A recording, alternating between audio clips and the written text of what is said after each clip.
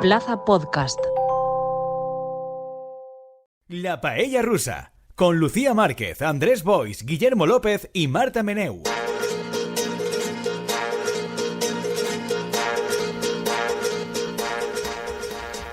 Hola, paellers. En nuestro ya clásico juego de las sillas, en esta ocasión están aquí una semana más de cuerpo presente, Guillermo López. Hola, Guillermo. ¿Qué tal, Lucía? ¿Cómo estás? ¿Y quién es la otra persona que está aquí? No es Andrés Boix, es Marta Meneu, que ha bajado de misteriosas tierras catalanas. Está aquí de cuerpo presente. Hola, Marta. Vuelta a casa por Pascua. Como Dios manda, sí, como toca. Y Andrés Boix, ¿qué hay de cierto en esos rumores que indican que estás de nazareno en un paso de Semana Santa? A veure, crec que és manifest que no, que estem en plens dies sants treballant. Pràcticament això és una cosa que ens excomulgaria fa poc de temps. O sigui que no és cert. Jo he fet la meva processó, però era una processó laica, una processó ciclista. Muy bien, muy bien. Aquí cada uno con sus tradiciones, son sus tradiciones y hay que respetarlas. Hoy en realidad tampoco es tan santo el día, ¿no? O sea, los más santos son mañana, pasado. Es que no sabes esto cuando se está grabando, pero no cuando se emite. O sea, hoy está vivo aún el señor, es mañana cuando se lo cepillan. Mañana es un podcast atemporal, no se sabe cuándo se está grabando esto. Bueno, pues ahora ya se sabe. A partir de ahora. Era un podcast atemporal.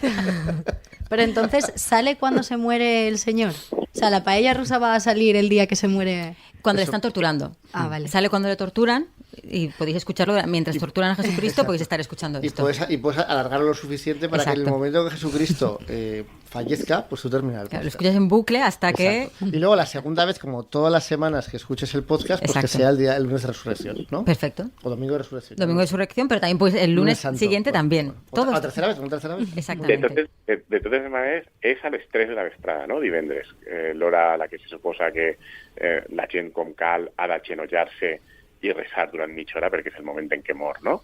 Yo a la hora ya no llego. A ese nivel de perfección no... Es como el fin de año, que tienen una hora y todo. Sí. A veure, jo és que, clar, en tant que valencià, aquestes coses per a mi són una mica llunyanes. I per això, com ha dit Guillermo, estem en un dijous sant i estem grabant y en general a Valencia el dijous sant. Debería ser la cara de Lucía. Le haces un spoiler del programa en su cara. Bueno, però vull dir que ja s'havia comentat, però que vull dir que... Ja s'havia comentat. És dia faener, que és una cosa que a la resta d'Espanya traumatitza molta gent, no? Jo tinc companys de feina que venien d'altres zones d'Espanya i que quan s'han assabentat algun any que tocava fer classe un dijous sant, per a ells està traumàtic i de fet els ha generat fins i tot un conflicte interior. Les parece mal, claro, les parece mal. Perquè anava contra... De fet, algun company alguna vegada ha dit això a un musulmà no li ho faríeu, no li obligaríeu a treballar. Es que la Facultad de Derecho es un lugar muy especial, un lugar mágico. Un momento. En la Facultad de Derecho no obligan a trabajar a nadie porque ya es festivo. Vamos a aclarar las cosas. Claro, efectivamente. Donde no es festivo es en el oscuro mundo exterior, però en la Facultad de Derecho no hay ningún problema. Ha sigut enguany perquè faltaven festius o no sé què, però molts anys, dijous sant se fa clase. Sí, pero no este. Enguany no. Y tampoco, a ver, y que tampoco es que sea jueves ni nada, ¿eh? Claro, hoy es un día que no se sabe qué día es, atemporal. Está alrededor de la Pascua, en plan, pues más o menos alrededor de la Pascua, pero no sabes cuándo. Yo creo que nuestros oyentes que más o menos intuyan que un programa que cuando sale a la luz inicialmente es el viernes de madrugada, que seguro cuando todos están ya descargados a las 6 de la mañana, saber que podría ser el jueves al filo de la medianoche cuando se graba, pues hombre, vale. Sí. ¿No? Sí. Más al pie de la noticia que eso no hay nada. Pero mejor le quede como una sospecha velada, ¿no? Es una sospecha velada, ni siquiera yo estoy seguro. Claro, o divendres a primera hora del matí, ¿no? Nos levantamos a las 6, claro, con el lucero del alba a grabar. Sí que yo recuerdo cuando era pequeña el gustazo de la semana de San Vicente, que teníamos fiesta los niños valencianos y podíamos, que ibas a otros lugares y el resto de niños no tenían fiesta. Entonces ibas por las calles y eras el único niño que había. Eras el rey. Y mirabas a la gente entrar al colegio y era como, Por otro lado, si tenías un grupo de amigos, como era mi caso, aragoneses y catalanes, los aragoneses iban todos el domingo, los catalanes iban el lunes y me quedaba yo una semana más, solo. Ya, ahí no era tan chuli. De hecho, me traía amigos yo, ahí. ¿sabes? A mi lugar de... que tampoco voy a decir... Amigos valencianos. Sí, para para repoblar de gente en fiesta, en vacaciones esos días. En tu semanaca, claro. En mi semanaca, claro, para que fuera así más agradable. Y los mirabas a los otros alejarse, en plan, yo tengo Ya más... os podéis ir. Yo tengo más vacaciones y vosotros. Sois libres de iros. La verdad es que a mí me parece, espero que eso se mantenga para siempre, porque me parece imbatible, vamos, como plan. Claro, yo como fantasía infantil de una semana en la que tú tienes vacaciones y otra gente de tu edad no. Sobre todo cuando hace 3 semanas ha pasado eso también, con las fallas. Pero da igual, ya queda muy lejano y ahora una semana. Ahora más, otra vez a disfrutarlo. En control técnico tenemos a Raúl Calvo, salvándonos de nosotros mismos. Yo soy Lucía Márquez. Y empezamos, porque esto era como la... Esto era la Yo soy Lucía Márquez y Ahora ya entrando en materia. Gracias. Como dice un amigo mío, siempre decía en la radio. Ahora entramos en harina, pues entrando en harina. Empezamos con un tema que fuera de micros ya hemos comentado. Andrés todavía no, porque todavía no ha entrado, pero hemos comentado las 3 personas que estamos aquí de cuerpo presente, que nos daba entre angustia, pereza, grima, asco, pena... rabia, un poco. Sí, una mezcla de sentimientos. Pero un momento, ¿estás hablando del proceso político más ilusionante Exacto. de los últimos 5 años? Sí, a lo que yo llamo podemos sumar. Podemos sumar. O no.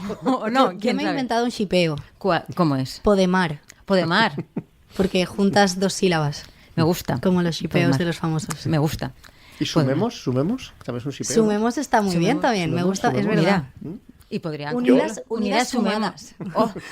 He de dir que... Hay que registrarlo. No sabia del que havíeu estat parlant, amb la introducció que heu fet d'un tema que feia cringe, que ganes de vomitar, etc.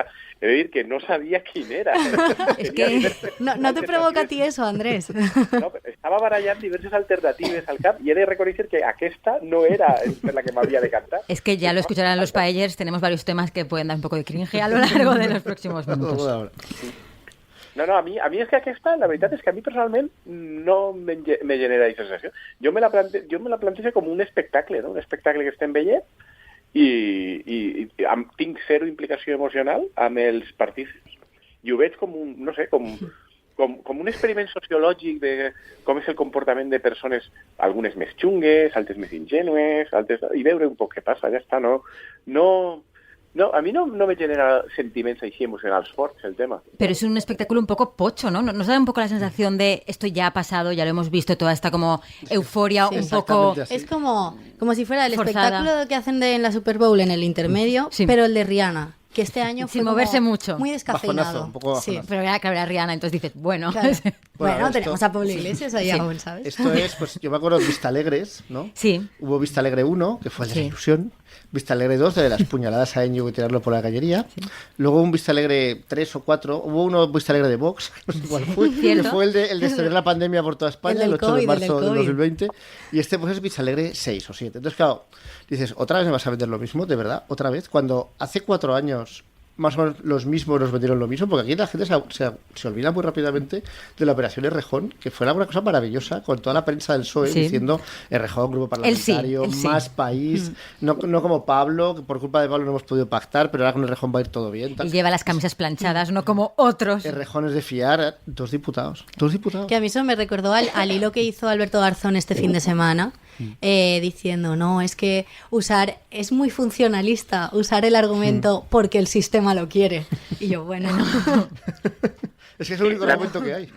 L'argument d'Alberto Garzón era una cosa així com dir que era molt desaconsellable tractar de pensar massa sobre quins són els poders o interessos que mouen a determinades persones i plataformes a organitzar partits polítics i tractar d'aconseguir el poder, i que això només porta mal de caps i desil·lusions. I dius, però de veritat, un tio que se supone que és comunista, dient que no s'han d'analitzar les causes per les que la gent se mou per aconseguir el poder. Era meravellós. Bueno, quizás porque si lo analizas, pues en eso se queda sumar, ¿no? Pero, o sea, a mí me ha parecido que es... O sea, yo llevo 2 años escuchando a esta mujer, a Yolanda Díaz, ahí vendiendo ilusión, tal. Y hay 2 cosas que yo creo que además se comunican una con otra. Una, que cada vez parece todo más de cartón piedra y menos real, ¿no? Y no porque Podemos sean muy malos, sino que quieran pactar y tal. Vale, sí, todo eso está, es verdad. Pero lo otro también es, o sea, menudo optimismo más y menuda esperanza más infundada. Es como muy forzado, muy cartón piedra todo. Porque tiene que ser así. Creo que empezó con el discurso de la esperanza demasiado pronto. O sea, atendiendo a los tiempos que llevamos hoy en día. Porque, jolín, yo me acuerdo las primeras veces que escuchaba a Yolanda Díaz cuando hizo el acto este en Barcelona con Ada Colau y tal. Yo era como, ostras, me provocaba sentimientos. Pero es que eso a mí me queda como, si fallas ya me queda lejos, eso me queda como hace siglos. Entonces, el ensayo gráfico no siento nada. Es lo mismo. Es como que han empezado demasiado pronto con la estrategia y ahora, claro. Y luego hay otra cosa, llevan 2 años dando el coñazo con la ilusión y 0 propuestas, 0 programa, 0 de qué voy a hacer, más allá de qué quiero mandar yo. Y que hay como frases hechas. Llega un momento en que eso a mí me carga mucho, porque... Quiero decir, porque es que es lo que llevan haciendo desde 2014 en Podemos, bueno, y por supuesto en Ciudadanos también, que no hacen propuestas de nada, que es todo ilusión, cambio, nueva política, porque los otros son peores, y dices, pero a ver, tío, vale, muy bien. Imaginemos que yo soy retrasado y me lo creo. Pero es que además estás en el gobierno.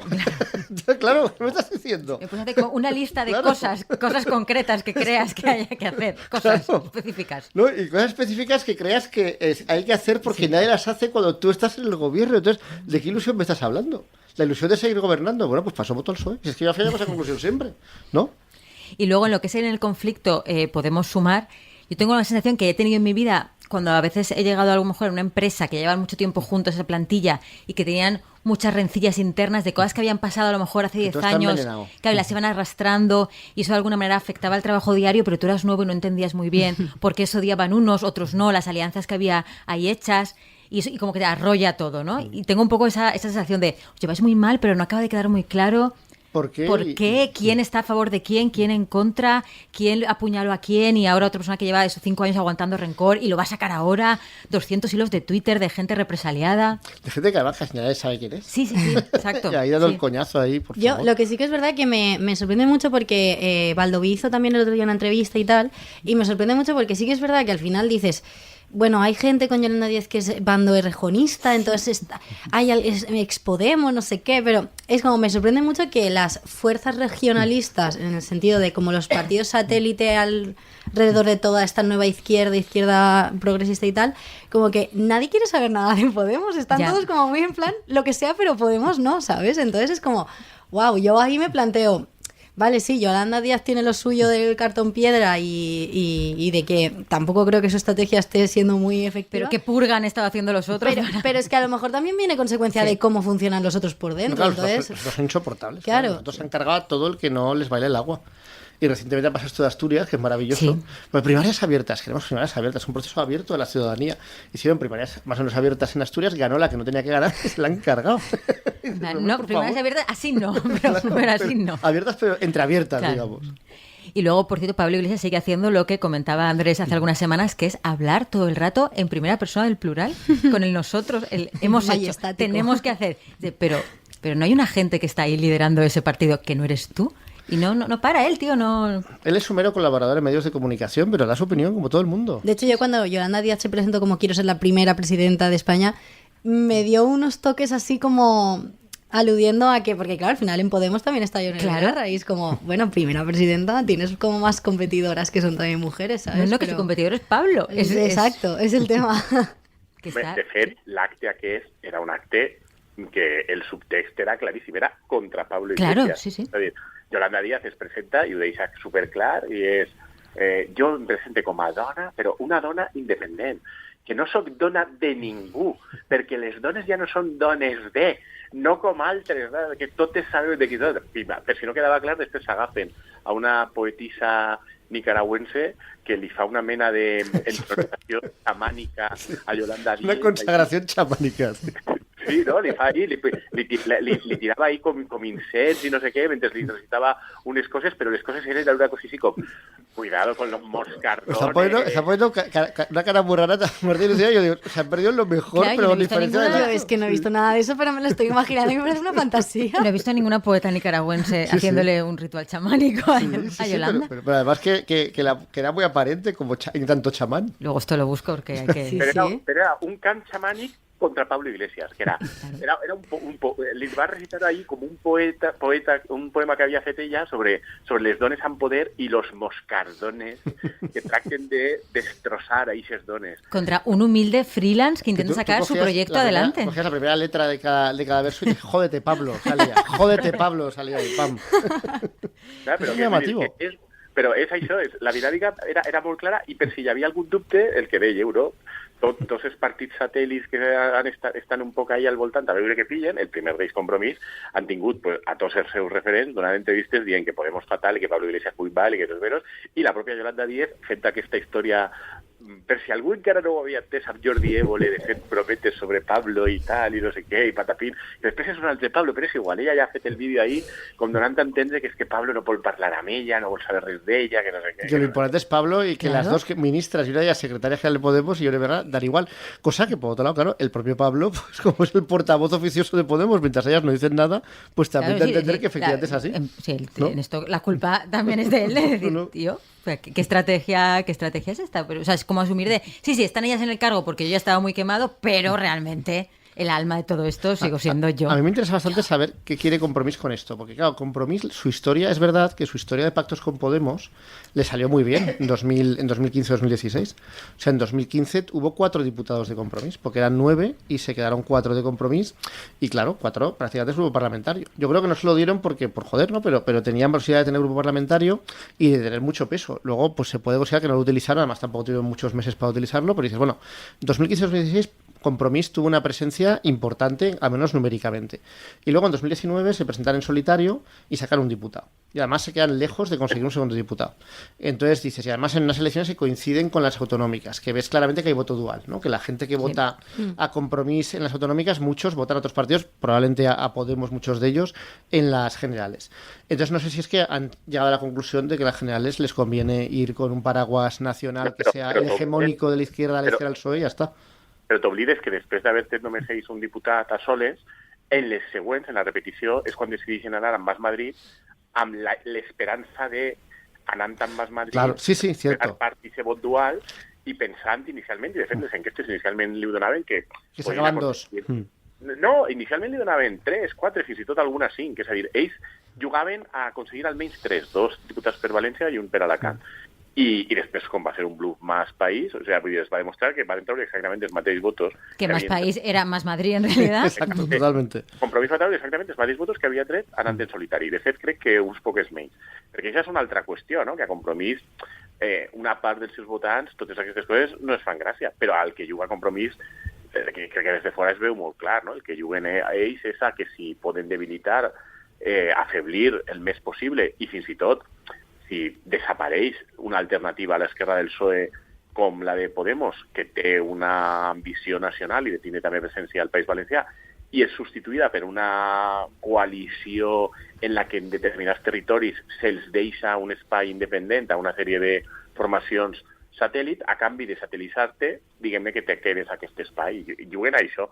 L'espoiler, que crec que qualsevol persona que seguisca la política valenciana li pot dir a la gent de Madrid que potser no sap això, és que Compromís porta fent això, abans de Compromís el Bloc Nacionalista Valencià i abans del Bloc Nacionalista Valencià, la Unitat del Poble Valencià, vora 40 anys, és a dir, des de l'inici de la democràcia, i que sempre le han fet mal aquestes operacions. De manera que normalmente yo eligiera a Baldoví. Y que además yo creo que el candidato para hacer eso no es Baldoví. O sea, que sí que bueno, en las autonómicas no va a suceder, no sé quién sea el candidato general. Si es Oltra, pues igual, si es que Oltra vuelve de sus cenizas tal, pues igual es una candidata que pueden ver con más simpatía a los votantes que normalmente votaban a Podemos. Pero un candidato como Baldoví yo creo que no, porque lo perciben como otra cosa diferente. Sí. Ja veurem quin candidat posen, ¿no? No s'ha comentat res, ¿no?, sobre el candidat. No, porque es pronto, claro. No. Eso es. Yo lo que sí que creo es que tienen una posición bastante cómoda porque sí que han conseguido los años que llevan de presencia mediática y discursiva Compromís respecto a Podemos en Valencia, que es bastante cuadro como estructura y como organismo. Creo que sí que han conseguido esa ventaja de al final en el acto de sumar la polémica hasta que ha habido de que los de Podemos no han ido y tal, es porque decían que no han conseguido que haya un acuerdo antes de mayo. Pero realmente es que a Compromís y a estos pequeños partidos no les interesaba que hubiera un pacto antes de mayo. Entonces yo creo que ahora mismo sí que, o sea, Podemos está un poco en plan, a ver qué hago, se me está como deshilachando todo, y los demás están como, bueno, nosotros hemos hecho nuestro pequeño caminito y tal, y nosotros vamos con lo que tenemos. Es la sensación que me da a mí. El siguiente tema a mí me genera un conflicto de intereses, porque han cesado a Aurelio Martínez, que ha habido un poco de... No le cesan, ¿no? Se va porque ya es su cumpleaños y ya el hombre quiere descansar. Pero bueno, felicidades. Sí, ya me toca mi cumple, tengo que preparar unas medias lunas de jamón y queso y de nocilla. Pero la persona que le ha sustituido es Joan Calabuig, que invitó a mi curso de periodismo hace muchísimos años a un viaje al Parlamento Europeo cuando él era eurodiputado. Entonces a mí, Aurelio Martínez no me ha invitado a nada y Joan Calabuig me ha invitado a un viaje al Parlamento Europeo. Entonces a mí eso... Un chollo de viaje. Claro, y hombre, te enseñaban en el Parlamento Europeo, te invitaban a un pisco labis. Tú fuiste. Claro, yo fui. Aurelio Martínez, 0 pisco labis en el puerto, me he tomado yo. Ni siquiera por su 78 cumpleaños. Nada. Pero la mala pregunta es, ¿quién convidaba exactamente? Es que se ve que los eurodiputados, hace 800 años, cuando yo estaba... No, y ahora sigue, pues, eso sigue. En segundo de periodismo... Pues a mí tampoco me ha invitado nadie. Es que teníamos un compañero que controlaba muchísimo la burocracia, muchísimo. Entonces encontró unas bolsas de viaje que había en la universidad, la universidad te pagaba una parte del viaje.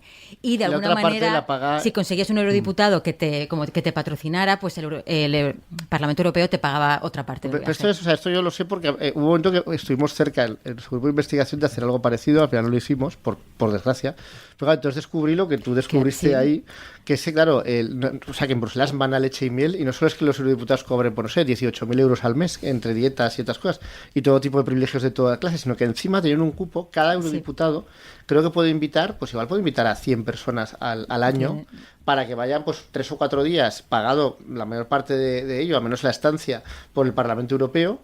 Con un hotel, o sea, te pagaban el viaje, el hotel, la visita. Y luego 2 o 3 días con el eurodiputado ejerciendo un poco de maestro de ceremonias. Exacto. Que te enseña cómo son las instituciones. Y te enseña, por ejemplo, que todo el Parlamento Europeo pues tiene un subterráneo inmenso donde tienen su propia ciudad, ¿no? El Parlamento Europeo, ¿no? Eso con sus gimnasios, con sus supermercados, todo subvencionado, todo gratis o todo barato. Y luego te llevan pues a Maastricht, te llevan a distintos sitios para que veas las instituciones europeas. Nosotros, como justo los días que íbamos, se reunían en Estrasburgo. Fuimos al de Bruselas y al de Estrasburgo y nos pagaron el viaje de Bruselas a Estrasburgo. O sea, fue una cosa Entonces, ¿qué opinas de que Joan Calabuig sea el nuevo... Claro, yo es que ahí no puedo... ¿Qué opinas? ¿Cómo te posicionas? Es un señor muy amable, muy generoso con los jóvenes, muy generoso. Igual os invita a ir a ver el puerto. Aurelio, yo quiero que nos inviten. Si escuchas esto, Aurelio, yo tengo margen para un pisco labis de lo que tú quieras. Si Joan Calabuig escucha esto... Yo también estudié periodismo. Invítame. Claro, pero te tiene que invitar al pisco labis en el puerto, que yo no sé si en el puerto tienen también esta bolsa de... A ver, no te preocupes. Invitará. Seguro que en el puerto pueden sacar y luego algún contenedor que se les haya quedado tirado por ahí, te dan un ordenador y un iPad que les haya sobrado a cada visitante y como nuevos. Fantástico, pues ya. Claro, eso es socializar una miqueta el maná, ¿no? Claro. No, a mí la iniciativa no me parecía mal, pero me llamaba la atención que existiera, vamos. Y que no la conozca nadie, o sea, es la típica cosa que no se promocione, claro, es fuerte, claro. Eso se queda ahí en el limbo. Pero eso y muchísimas más cosas que no sabemos o que solo sabemos alguna cosa, porque ahí hay muchísimo presupuesto para hacer cosas.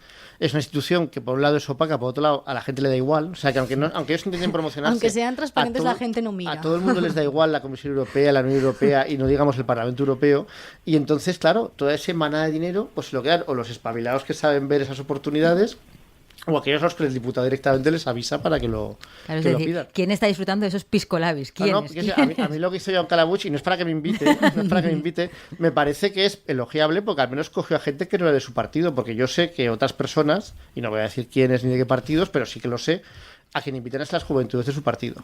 Jolín, claro, y son gente de las juventudes de su partido los que viven ese chollo, ese y quizás otros. Entonces, evidentemente es mucho más ajustado a lo que es la función de un europarlamentario invitar a gente que, bueno, que sí que evidentemente hay una cuestión ahí de clase socioeconómica, es que sean estudiantes, pero también lo pedisteis vosotros, por lo que tengo entendido. Bueno, pues que sí, me parece eso mucho más honrado que decir, pues mira, este chollo se lo voy a dar a los juventudes de mi partido para luego tener ahí un grupito de gente contenta cuando haya que promocionarme alguna otra cosa. Pero bueno, independientemente de mi conflicto de intereses, podemos seguir ahora sí. Lo que más me ha llamado la atención es el hecho de que le hayan cesado en parte, ¿no? Por que esté implicado en la venta de Valencia. Me fascinan estos señores que van pasando como de una institución a otra, chucu, y pocos, ¿no? Como él, el puerto, el club de fútbol, el no sé qué, el no sé cuántos, y en todos han estado como, han tenido algo que ver, en todos, todas las cosas. Però, Lucía, en parte no, En parte no. Només l'han cessat per el tema del València. Perquè el PSOE no se vol enfrontar a unes eleccions en 2 mesos. Oficialmente es porque es su cumpleaños. Sí, però unes eleccions autonòmiques en 2 mesos, sí. Amb el València probablement descendit a segona divisió. Mira, no digas eso, porque ahora hay un montón de gente valencianista llorando ahora mismo. Ellos quieren creer. Bueno, antes valencianista... Los que no son valencianistas están muy bien, ¿eh? Claro. Yo, por ejemplo, encantado de que baje. A mí me parece una justicia poética Claro. que, bueno... Adiós. Y Andrés, que es valencianista, ahora valencianista, estará encantado si bajan. Vamos, probablemente es lo que más desea en el mundo. ¿Es lo que más deseas en el mundo, Andrés? Jo he de dir que jo, que he sigut seguidor del València durant molts anys, i me vaig allunyar emocionalment del València en l'època justament de Salvo i el procés de venda i tal. Me vaig allunyar no tant pel procés de venda i tal, sinó perquè tots els mitjans de comunicació i tota l'afició del València estaven en un procés d'imbecilitat col·lectiva de visca l'IM, visca Salvo, visca no sé què, i te tractaven com si fos imbècil si tu assenyalaves un parell de qüestions òbvies que són bàsicament les que han acabat passant. I a mi això me va generar molt de rebuig i aleshores, per una banda, tinc aquesta sensació de dir, mira, ara esteu en segona, que és el que acabarà passant, si no enguany, tard o d'hora. O sigui, vull dir, perquè el procés... Vull dir, si tu li vens el club a un tio que el que vol és fer negoci, després no te pots queixar de que fas negoci. I aleshores, a mi me cabreja molt i me sent molt allunyat emocionalment de tota aquesta afició del València, i no diguem els mitjans de comunicació, que ara estan com escarotats i queixant-se, imbècils. D'altra banda, sí que hi ha algunes persones a les que jo vull, que són molt del València, i aleshores ho patixen i me sap greu fer sang, no? Però vull dir que això és la meva situació. Jo sí que crec que a nivell de ciutat i d'imatge, que el València de baixa segona i que te puguen assenyalar alguns com que tu, d'alguna manera, tens un supercàrrec polític cobrant un sou de més de 150.000 euros a l'any, que és el responsable d'això, com que vots per això no guanyaràs. Ningú del Llevant votarà al PSOE per fer això, però hi ha algunes persones de València que això, tots els dies als diaris, sí que te pot fer canviar de vot, i és evident que l'han cessat per això. Era exactament igual que el port estiga tenint sentències judicials una darrere una altra, els problemes de contaminació, el macarrisme al que ens comporta. Tot això és exactament igual. Claro, yo te iba a preguntar, tú como nuestro experto oficial en el puerto, el cambio, digamos, de nombres que te evoca. No, vull dir, m'evoca simplement que se l'han hagut de traure de l'amunt perquè començava a ser un llaç polític per a ells de cara a les eleccions. Pero respecto del puerto, ¿es todo sigue igual, pero quitamos una cara impopular o algo más? Jo crec que en el port han passat a Calabuig, que és una persona que jo no el conec, però tothom que el coneix diu que és un tio que té molt bon caràcter, que és dialogant... Lucía està encantada. Lucía piensa que és superdialogante. Lucía da fe. Exactament, tots els que claro. Coneixen. I la sensació és que, de moment, els temes conflictius quedaran ajornats fins a veure què passa a les eleccions. Si a les eleccions el Botànic perd, Calabuig se n'anirà de seguida, perquè la presidència del port és la bicoca per excel·lència, que el partit que guanya les eleccions posa allà un dels seus, i si continuara el Botànic, aleshores continuaria Calabuig, i probablement Calabuig tractaria d'aconseguir els objectius del port, que són els que són i no canviaran, però dialogant amb la ciutat. I, per exemple, les macarrades d'Aurelio Martínez de dir que ara se vol quedar la Marina o d'insultar a l'alcalde o d'insultar a Compromís o d'insultar a la gent que es queixa per les associacions veïnals... O no invitar-nos a piscolabis a ninguno. Jo crec que Joan Calabuig probablement això ho farà millor i li donarà a la ciutat alguna compensació i tractarà de... Vull dir, no canviaran els objectius últims, però canviaran les formes i s'entendrà que per aconseguir les coses per al port, millor fer-ho col·laborant amb la ciutat i donant-li alguna cosa a canvi que no amb un enfrontament. La qual cosa es inteligente, pero es que es evidente. Es muy mala noticia, de hecho, muy mala noticia, porque con Aurelio, como cada vez está como más enquistado todo, existía una pequeña ventana de oportunidad de que el hartazgo fuera tal que igual no conseguía el puerto sus objetivos, pero claro, con la mano izquierda de Calabuig y su capacidad para invitar a piscolabis, ¿cómo le vas a negar claro. ¿Cómo le vas a negar que se cepille todas las playas con una sonrisa? Exacte. Jo, des de la perspectiva de les persones que ens oposem a l'ampliació nord i que voldrien que el port anara cap a una política de millorar l'eficiència en els processos i menys sobradura, compartir plenament el que has dit, crec que és una mala notícia. Crec que amb Aurelio teníem més oportunitats d'aconseguir aliats a la ciutat, mentre que amb Calabuig probablement en tindrem molt més. Porque será con una sonrisa. Claro. Y en esos piscolabis ahí, claro. Todo pago por el puerto, ¿cómo vas a decirle que no a ese pobre hombre? Playas, a lo mejor menos, claro. pero piscolabis, muchos más. Pero bueno, te llevarán las playas en el Caribe, pagas por el puerto y mira qué playas. Mira, ¿quién quiere playas allí como tienes playas aquí? ¿Quién las necesita? Claro. Efectivamente. Fantástico. Nuestro siguiente tema también entra en la categoría cringe más hacia el miedo o rabia. ¿Esto es un vía crucis? Sí, es efectivamente. Porque estamos grabando en un día indeterminado. Indeterminado, que usted lo escuchará en verano. Dentro de la Semana Santa. Dentro de la Semana Santa, pero indeterminado. que es pues Pedro Sánchez en su turné. Alguien comentaba en Twitter hace unos días lo listo que está siendo Pedro Sánchez de no decir nada sobre el culebrón Podemos Sumar. De, no sé de qué me habla, yo estoy de turné, yo soy un mandatario muy importante, me voy a China, me voy a no sé dónde, y en estos últimos días su turné la ha llevado de bolo a Italia con Meloni, a hacer compadrear con la extrema derecha, y ha dicho que están en una sintonía estratégica. Que hombre... Bueno, el presidente de el Aquarius, el no sé qué, voy a rescatar refugiados con mis propios brazos. El presidente de hay que parar a la extrema derecha. Efectivamente. El más progresista de la historia. Exacto, que diga que está en sintonía con una señora que está activamente defendiendo que les dejen morir en el mar a la gente, a los refugiados, que no les vayan a socorrer y que ya se apañarán. Por otro lado, como el propio Pedro Sánchez, aunque no lo diga. Claro, sí, efectivamente. Porque tampoco es que Pedro Sánchez del Acuario sea el Pedro Sánchez actual, es el problema, claro, que en realidad Pedro Sánchez lo que hace es reconocer que en realidad él considera que lo que hace Meloni está bien, porque es lo que hacen ellos también ahora. Sintonía estratégica. Con la gendarmería marroquí atizando a los inmigrantes y todo està bien i tal. Que jo sàpia, en Itàlia, la policia italiana encara no s'ha carregat a 40-50 immigrants que volien entrar. Ni la policía española, Andrés, claro. perdona, que no es la policía española, que es una acción proporcionada de Marruecos. Claro, y Marruecos sí, se sabe sus cosas, tal. Subcontratada per Espanya. I tingueren també allò del Tarajal, i sobretot que quan passen aquestes coses, Pedro Sánchez és a dir, una operació perfecta. Impecable. Hi havia un problema i l'hem solucionat de forma impecable. Aleshores, Meloni és la primera dignatària europea que se'l mira així cap amunt amb cara d'admiració i la veneració aquesta sexual que genera Pedro Sánchez en tantíssima gent. Cap porque es muy alto también. Sí, claro.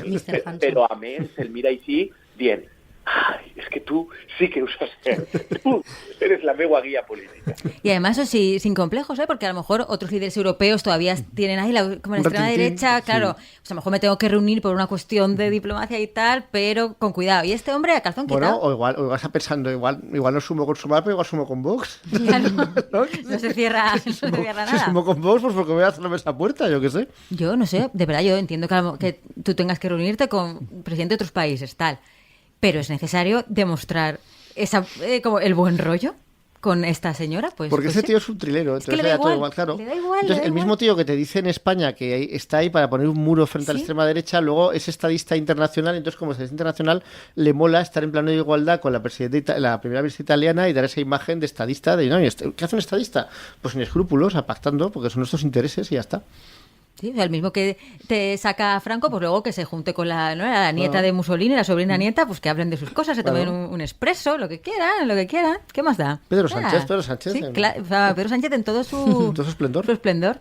Sí. Pero ahí yo creo que también hay un punto, y es que cuando eres tan guapo y agrades tant... Es que el privilegio guapo es un tema, claro. Clar, es que yo creo que la clau explicativa es que tú, d'alguna manera, això te genera un cert deute amb el teu públic. És a dir, tu quan tens a algú que t'està mirant així, com li miren a ell... Arrobados, le miran todos arrobados, sí. No li pots fer després el lleig de dir eres una imbècil, fas una política de merda. Crec que esa és la kriptonita de Pedro Sánchez. Pero puedes obviarlo. És que has de donar-li alguna floreta, perquè t'està mirant amb molta...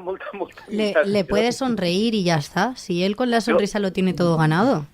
Jo, en el fons, vull dir, és la criptonita de Pedro Sánchez i totes les persones així molt guapes que jo he conegut. Que és que al remat, de tan guapes que són, tant xics com xiques, els acaba passant que tenen una addicció a ser així venerats que els obliga a ser molt amables i molt generosos i molt empàtics i donar-los una miqueta de canxa a imbècils integrals perquè necessiten que continuï això i això se senten obligats a correspondre una miqueta. I jo crec que a Sánchez li passa una miqueta això, que com li va dir que no a Meloni, li ha de dir que sí. ¿Estás diciendo que Pedro Sánchez necesita de validación externa? No és tant que necessita de validació externa, està tan acostumat a generar aquesta reacció que per ahí seria terrible deixar de generar-la i aleshores necessita, per si de cas, assegurar-la incoant una miqueta d'afecte, carinyo, fer cas, no? Fer una miqueta de cafè, per a que així, pum, ja saps que se desencadena el tema de Pedro Sánchez, és que és Pedro Sánchez. No? Pero eso yo això ho he vist molt, en la vida, en les persones que són així guapes. Pues mi experiencia, yo tengo la experiencia contraria de gente muy guapa que es luego es un poco antipática porque están acostumbrados al revés, a ya recibir esa validación por ser muy guapos, entonces no necesitan ser amables. Sí, yo iba a decir lo mismo que yo, la gente guapa que conozco, como que saben que pueden hacer lo que quieran, Sí, pero que son guapos. nadie se les va a poner en mala cara ni nada. Y todo se les pone fácil, pero yo creo que claro, pero este es político. Entonces, Ya. un político Ya. que es guapo, es que hay como una compensación. Porque Claro, los políticos viven de ser ya. simpáticos, de ser agradables. Yo es que iba a decir, es que es eso, o sea, o que es político o que le falta autoestima. No, Porque no le cuando falta una persona autoestima. falta de autoestima también hace eso. Podría ser, pero este no es el caso. Vos creo. vosaltres dos son un sobrats molt desagradable. Pero, Un poco, pero sí. ha sido así. Chicos y chicas, de verdad. Sí, sí. De hecho, Entonces, con una estoy diciendo amiga... que Pedro Sánchez es la excepción. Efectivamente, es la Es una persona excepcional, la excepción del privilegio guapo. Que él- A veure, diga guapa que tens tu, a veure, què li passa? ¿Qué? Això m'interessa. Sí, ¿qué vas a decir? Yo tengo una amiga. No, que con una amiga hablamos mucho de esto, del privilegio guapo, de esta gente guapa, que eso que Pensava que era ella la guapa i que se comportava malament amb els tios. Eso no lo voy a contar en antena. No, pero sí, es verdad que la gente guapa están demasiado seguros de sí mismos. Claro, porque están acostumbrados Exacto. sí, a que les traten mejor que a la media. Yo creo que a Pedro Sánchez sí que le falta un pelín de autoestima o de ideología propia. Claro, No, está- me- A lo mejor está dentro del pack de la Puede ser ahí autoestima. el problema. Tenemos ahora un minuto para hablar de la hija nieta de Ana Obregón. ¿Solo un minuto Tenemos- para este tema? Sí, pueden ser 3 minutos. Vale. Porque, o sea, lo que le pongamos a la hija nieta de Ana Obregón se lo vamos a quitar a Paul Preston. Vosotros Podemos dedicarle un minuto Vosotros- a dedicarle más a la hija nieta, no pasa nada. Porque en la anterior Paella Rusa hablamos de esa portada de Lola que... mentira, hablamos de... Bueno, sí, portada de Lola, pero digamos sin declaraciones de Ana Obregón, que lo había petado la conversación social esos días, la que se conocía que había alquilado un vientre de alquiler Y había comprado el se había bebé luego. comprado una nena. ahora sabemos muchas más cosas. Claro, y ya Había rumores. Claro, corría el rumor de que el esperma era de su hijo fallecido, Alex, y ya ha hecho otra portada en el Ola, porque hay que, claro, esa inversión que ha hecho, Hay que rentabilizarlo. hay que rentabilizarla, en la que comentaba que efectivamente se ha comprado a esa niña, que se llama Ana como ella, en fin. Es Ana Sandra. Ana Sandra, porque el hijo es Alessandro. Es que a mí Ana Sandra me recuerda a Anisakis, los bichitos de los peces, y no me gusta nada la combinación de esos dos nombres. Pues no, claro, como es el esperma de su hijo muerto, pues también lleva un nombre que es un guiño a su hijo muerto. Wow. En la entrevista de Lola cuenta que Pero va a ya tiene, dormir... pero ya tiene que estar, porque ahora es muy fácil llamarla Alessandra, pero no. Ana, Tiene que estar claro, Ana para claro. estar ella. Ella con su hijo, Ana Sandra, que cuando la abraza siente como si estuviera abrazando a su hijo porque es lo único vivo que le queda de su hijo. Bueno, pero por lo visto tenemos más en marcha. Quiero decir, por ahora. Sí, claro. Por porque ahora. Porque pero- su hijo quería tener 5, entonces pues nada, pues tendrá ahí un laboratorio en diferentes lugares del mundo, porque en Estados Unidos no puedes hacerlo más de una vez al año. ¿Ah, sí? Sí. pero yo Una leí- vez al año, tú anualmente puedes ir a comprarte un bebé, pero Yo he solo leído, uno. probablemente cuando los oyentes escuchen esto, dentro de muy poco, Sí. ya habrá un tercero en marcha, pero yo sé que el segundo estará en Argentina, eso he leído yo por ahí. Dicen, sí. Sí, Sí, sí. Pero ¿en serio? sí, ¿En un serio? segundo en marcha, sí. Sí, Madre dice. mía. A veure, Marta, jo crec que va ser tu la setmana passada quan comentarem el rumor de que probablement era amb el semen del seu fill mort, Sí. que digueres, però això és impossible, ja veus? O sea, vull dir, a aquests personatges, estos rumors acaben complint-se. No, pero además es que el narcisismo llega a los niveles que no tienen límites, es algo acojonante. Además, el chaval, por cierto, se definía a sí mismo. A mí me sabe mal hablar de un chaval que ha muerto joven por un cáncer terrible, pero bueno, el chaval se definía a sí mismo como un cowboy del capitalismo. Y ya a partir de ahí puedes ya entender No, y muchísimas a ver, cosas. Iba de cara.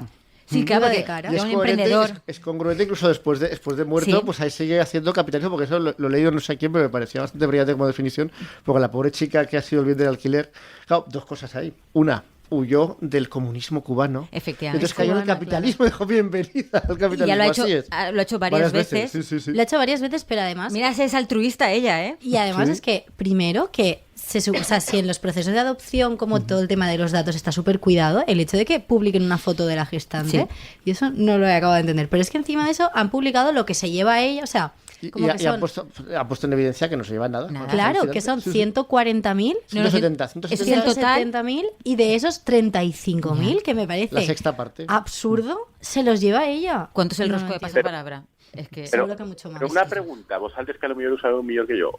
Més o menys se sap o se pot tindre una idea de quant guanya Ana Obregón per les portades de Lola? Yo he leído por ahí la cantidad de que le habían pagado 1 millón de euros por las portadas del Ola, pero me parece un poco desmesurado. Yo creo que los medios ya no pagan eso. Bueno, tú piensas que el Ola ha conseguido unas ventas en papel que no va a volver a conseguir nunca más, ¿eh? Claro, es que yo creo que las tarifas han bajado respecto a, ¿no?, como la época dorada de las exclusivas, pero claro, es que ha sido una portada sin saber si es verdad el 1 millón de euros, que desde luego le ha salido rentable, yo lo veo clarísimo. O sea, que esto puede seguir indefinidamente. Se ha hecho un crowdfunding con el Ola para pagarse a los niños.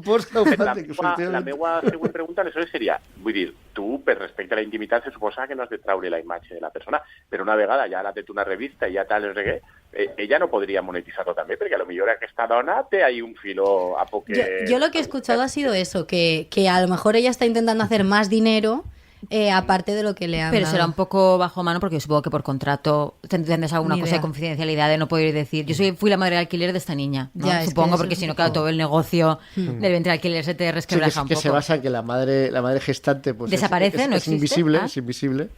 Y aquí no, aquí ha salido en portada de lecturas. O sea, pero es tremendo, o sea, ni siquiera toda esta cosa que defienden en Ciudadanos cuando defienden el tema vientres de alquiler, que es el deseo de ser madre, no sé cuántos, por qué el Estado se tiene que meter. Abuela. El deseo de ser abuela o el deseo de ser padre post-mortem. Que claro, sí que lo que decías tú, Guillermo, es una cosa narcisista de tengo que dejar mi legado, que es esparcir mi genoma. Exacto. Sí. Ese es mi legado. Pero eso es lo de siempre, es los ricos pues ejerciendo ese abuso de poder, que es esto, pues esto es un abuso de poder y me da igual la señora esté desequilibrada, todo lo que tú quieras, pero esos son paños calientes para lo que es un flagrante abuso de poder basado en el dinero. Porque lo y puedes es lo pagar. de siempre. Es igual que el idiota del calvo de Amazon, el Jeff Bezos, ahí que se está gastando casi todo su dinero en proyectos médicos para intentar prolongar su existencia. Es gente, pues eso, que lo que quiere es sobrevivir ellos todo lo posible. Y esto es una forma de sobrevivir biológicamente considerada, que es, bueno, mi hijo ha fallecido, pero así va a sobrevivir y me lo compro. Es una cosa de locos. Que a mí también me gustaría saber, porque claro, también se está dando el debate de que no la puede inscribir como si fuera su nieta, aunque el hecho de que sea su nieta implica cosas respecto a la herencia del padre del hijo, pero aparte de todo eso, a mí me gustaría saber si en algún momento los servicios sociales le van a decir, porque al final la más perjudicada de todo esto es esa niña que a la semana de llegar a el mundo le han puesto una cámara, le han puesto una portada que está viendo todo el mundo y encima se está hablando de ella y de su genoma. Como bien has dicho, lo hace por sus hermanos porque es un crowdfunding para que sus hermanos se hagan realidad. Para que no esté sola en el mundo, claro. Hombre, que ahí eso hasta me parece, o sea, hasta cuando ya has hecho la aberración esta, pues por lo menos si le das un hermanito o una hermanita, sabes que esa niña, cuando pues tú faltes, que a ver, pues va a ser... en algún momento, claro, tampoco va, como en algún día, como este podcast incierto, claro, va a tener pues un poco más de familia, pero todo tremendo. Y luego también está la historia de que, claro, este chico tenía una novia, entonces la idea era que en realidad ese esperma fuera para que la novia tuviera a un nene post-mortem que fuera un hijo de los dos. Nos ha agarrado un buen delito a Ana Obregón, pero mira, la novia no quiso participar, claro, ¿puedes creerlo? Se ve que la chavala cuando pasó el shock de la muerte de su novia, pues dijo, a ver, yo esto no, y se enfadó con ella. Sí. Le acaba fatal. Yo tengo que decir que igual que hemos comentado que en la noticia del puerto era una mala noticia que Joan Calabuig llegue, porque va a hacer como que el debate sea como mucho más amable, yo creo que aquí para el debate que estuvimos comentando la semana pasada, para el debate de la gestación subrogada, yo estoy muy contenta. Porque está evidenciando que el tema del altruismo es totalmente mentira. Yo, y en cambio, soy muy pesimista. Pero bueno, sí. Pues yo estoy viendo como este caso, que es el que está viendo todo el mundo, tan aberrante y que todo el mundo está como tan, no entiendo nada, que va a ser como positivo para quienes estamos eso ya además que reproducimos lo que ya comentamos la semana pasada, porque yo ya vi que hubo un cambio de posicionamiento del PP, que ya es y está siguiendo un paso con ello, ¿no? muy importante, sí.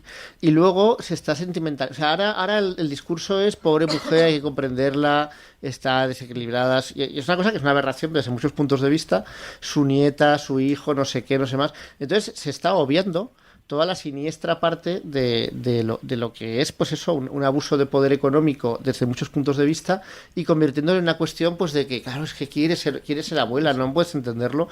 Y por ahí yo creo que nos la van a colar. Fíjate, que le ha devuelto las ganas de vivir. Sí. Clar, a veure, és que jo a mi em passa com a Guillermo. Jo crec que tot això el que està generant són unes crítiques a la gestació subrogada que són crítiques que no són perilloses per al model.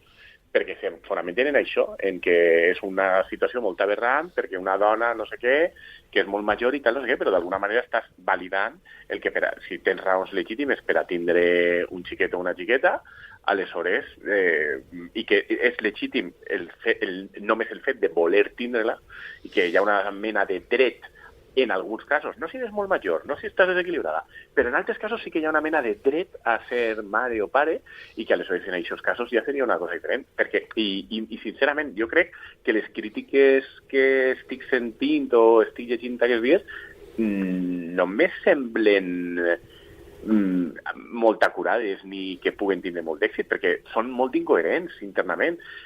Així el problema, podria haver dos problemes que justificarien una prohibició. El primer és el benestar del menor, però si obris el meló de que només vos deixaràs ser pare o mare a les persones que garanteixen determinades condicions de benestar dels menors, compte amb el que es podria dur això d'autoritarisme, etc. I la segona raó és la qüestió de l'abús de persones en determinades condicions socioeconòmiques. Però, clar, de nou, si obris aquest meló, l'has d'obrir de forma sistèmica, no només per a aquesta activitat. I ningú està en aquest plantejament. De manera que no veig jo que l'activitat siga perillosa. De fet, a mi me recorda molt a l'avortament. Vull dir, la societat aquesta té interioritzat a dia d'avui, igual que el franquisme durant l'avortament, que teòricament som tots superpuritanos des d'un plan moral i condemnem molt aquestes coses, igual que en el franquisme se condenava l'avortament, però a la vegada estava totalment naturalitzat que, evidentment... Sí, que quien podia s'hi va a Londres a avortar. Exactament, i no passava res. Per què? Perquè és una cosa que si tu t'ho pots permetre perquè eres ric, ja està. Doncs ara és exactament el mateix. Teòricament Espanya ho té prohibit, està tot, pensem en una aberració, però a la vegada tenim totalment naturalitzat que tots els rics que volen ho fan. I tots els rics que volen i que tenen un problema volen fer-ho, curiosament. D'esquerres i de dretes, de posicions, o sea, propers a les posicions, tal, no sé què, i tenen algun rebut social per això? No. Pero yo creo que no está tan normalizado como irse a votar a Inglaterra. Creo que no es comparable y creo que últimamente se están empezando a hacer listas de famosos que están comprando bebés cuyos públicos están un poco de esto no nos parece bien. También porque yo creo que hace unos años a lo mejor no se entendía muy bien el fenómeno, qué comportaba, qué estaba pasando, ¿no? De repente aparece un famoso con un bebé que no sabía muy bien dónde había salido y ahora yo creo que sí que se entiende más que no el background que hay ahí, o sea, todo eso. Yo sí que creo que arrecian las críticas y que evidentemente esto pone el disparadero a las críticas ante semejante operación, pero al mismo tiempo creo que se normaliza. Y en el medio plazo yo creo que se va normalizando como una excentricidad más de los ricos que van a poder hacer porque son ricos y que digamos que la sociedad, no pareciéndole bien, pero no, como tampoco les parece bien que vayan pues en un jet privado de una, ¿sabes? Pero lo hacen. ¿Sabes? Un poco es el planteamiento que yo creo que va a acabar asentándose. I ho fan perquè poden i perquè no tenim ganes com a societat de prohibir determinades coses per la raó que s'han de prohibir, que és dir, aquestes coses no se fan perquè són innecessaris, són un capritxo que és problemes dels que resol. Però és que això la societat no ho té clar amb el dret a ser pare o mare. La gent en general i tendencialment, la sensació que a mi em fa és que sí que pensa que hi ha un cert dret legítim a aspirar a ser mare o pare. El cas que se posa estos dies és una dona que ha tingut un tumor i li han llevat la matriu i aleshores no pot tindre una xiqueta. Eixa dona, com a societat, li hem de dir al meu parer, se podria dir perfectament, tu no tens dret a ser mare i a tindre un xiquet o una xiqueta teua biològicament. Això no és un dret.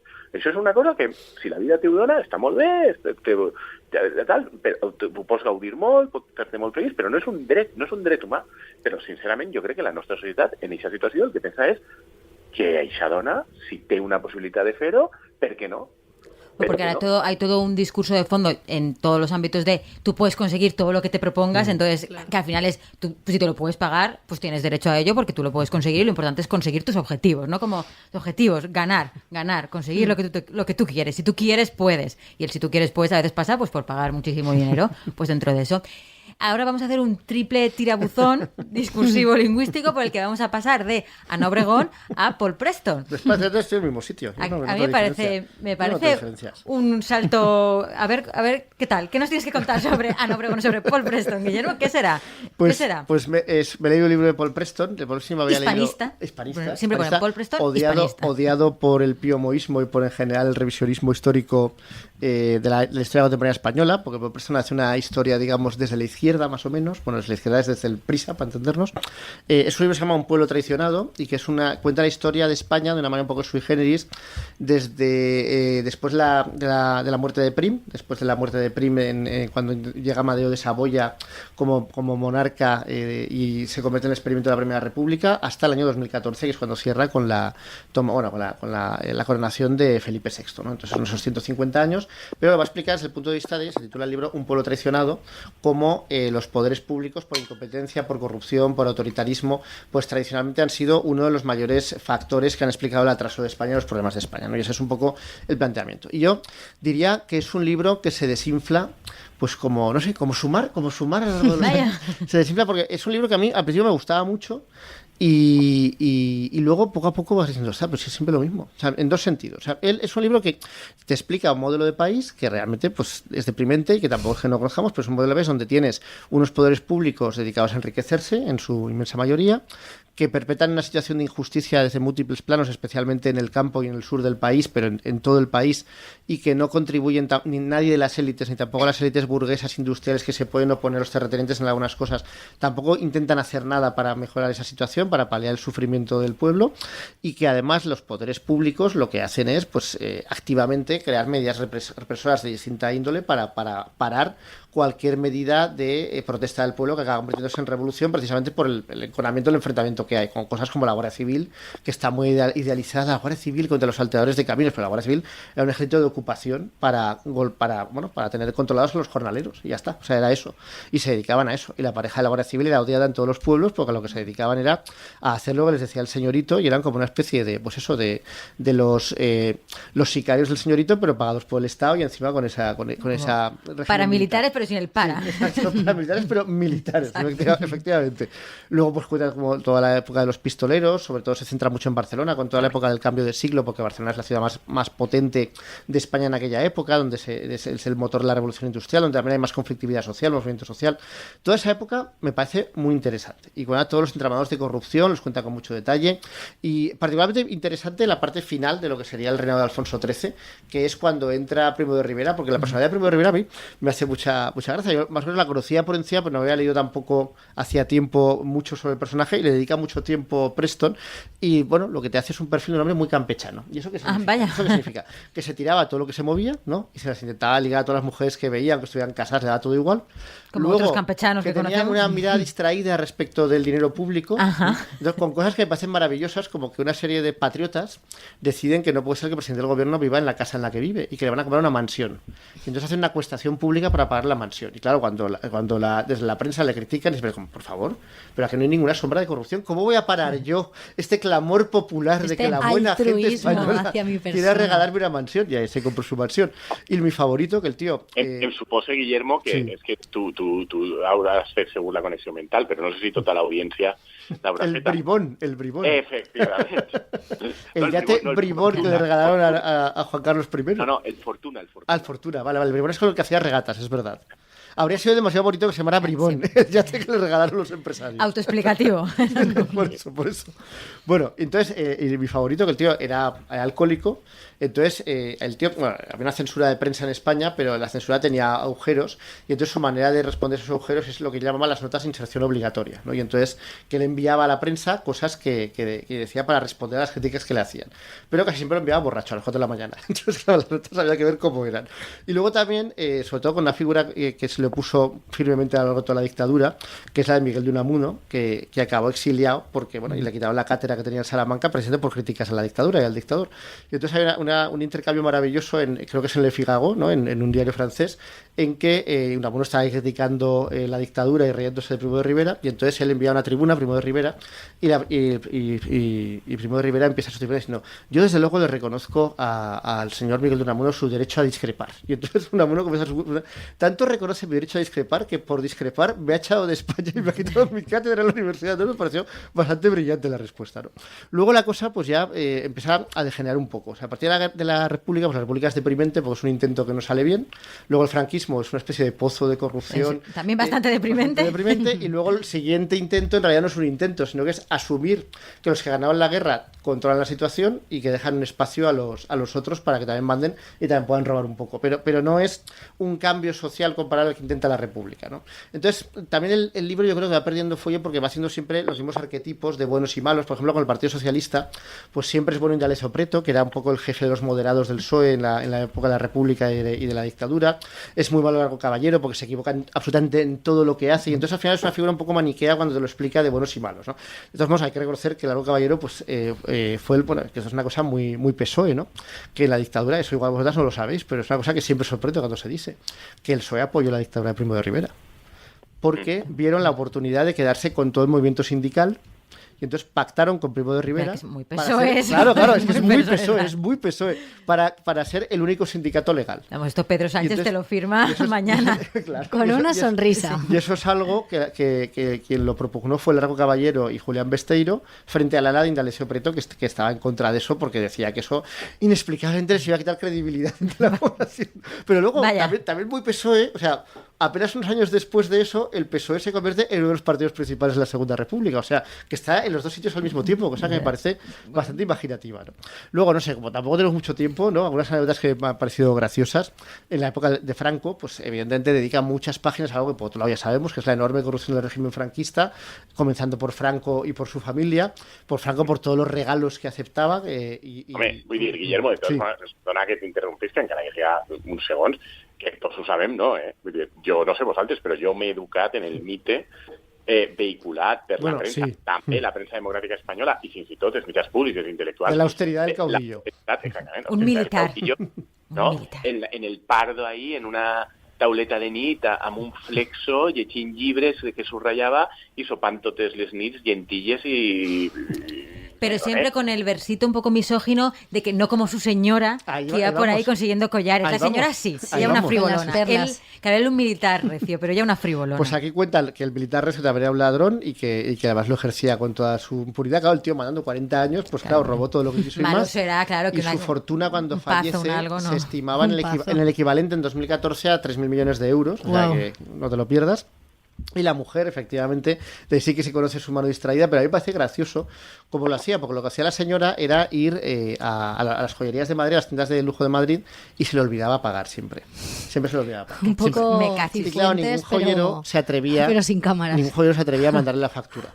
Y entonces lo que hicieron los joyeros fue una caja de resistencia. Es que eso es según a qué joyería iba, los demás joyeros le pagaban solidaridad para compensar las pérdidas. Y luego de la hermana de Franco, Pilar Franco, también cuentan que eso me parece también brillante. En los años 50 le venden un título de propiedad falso de una zona de expansión de Madrid, o sea, se la vende un estafador. Y entonces cuando descubre que es falso, ¿qué es lo que sucede? Que los títulos de propiedad se queman en el registro. Vaya, entonces ya no se sabe quién es el propietario, entonces ella va con su título falso, consigue que le reconozca el título falso. ¡Ostras! Y a continuación, milagro, esa zona de expansión de Madrid se recalifica. Vaya. Y las 100.000 pesetas que pagó en los años 50 ella por esos terrenos, por un título de propiedad falso, o sea, no lo pagó por esos terrenos, sino que le engañaron, se convierte en 150 millones de pesetas 10 años después. Entonces, bueno, hacer negocios. Hay gente que tiene suerte. Prosperar, sí, así siendo es, rico, puedes comprar bebés o puedes ser tonto, que te estafen y que no te pase nada. No pasa nada porque... Pero de todos modos, ya digo que la época más interesante de este libro, yo, si tengo que recomendar algo, es Hasta la República. Yo la República, pues, a ver... también es verdad que es una época más estudiada, más conocida en general por la gente, creo yo, la de la República, el franquismo, pero también creo que pierde un poco de interés y se vuelve más maniqueo en buenos y malos. A mí me parece más interesante la época inicial, porque también pues cuenta el movimiento anarquista, pero tampoco está siempre de parte de los anarquistas, porque los anarquistas también, pues su falta de concreción y su recurso a la violencia también lo critica, también lo justifica de alguna manera, porque claro, su recurso a la violencia es en respuesta a una violencia completamente salvaje por parte de las fuerzas del orden, muy superior en dimensión y en gravedad, ¿no? Es decir, que no es que los únicos violentos fueron los anarquistas, ni siquiera fueron violentos en una dimensión similar a las fuerzas del orden, ¿no?